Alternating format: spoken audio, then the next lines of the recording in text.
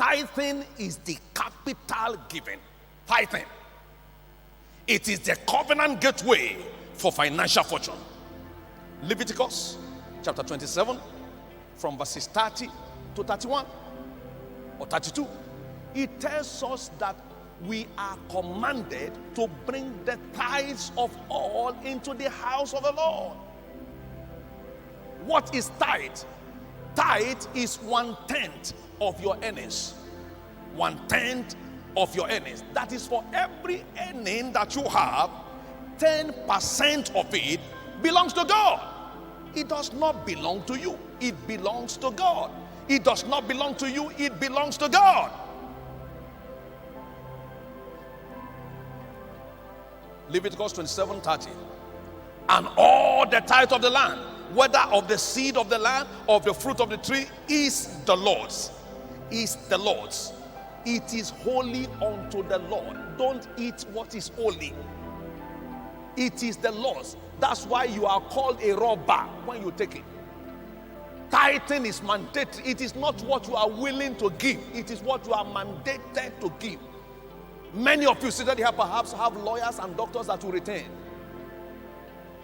At the end of each month or every year, end of the year, you pay them what is due to you. 1/10 is what God charges you for all the services He renders to you. He keeps you alive. He gives you air to breathe. He protects you. He makes your business to prosper. He watches over your children. He puts angels everywhere you go to. And He's charging you only 10% of your earnings. And then you are hiding it. Only 10% that God is charging you.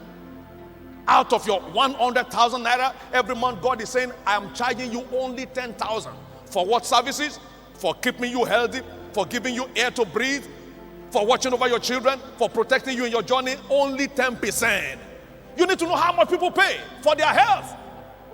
Will a doctor allow you to leave the hospital if you don't pay your bill of 100,000? No. They will squeeze it out of your nose. And here is God, the most merciful, the most kind, the most generous, asking you for only 10%. Only 10%. And you are hiding it. Don't you also think that you are being wicked? Will your lawyer take it?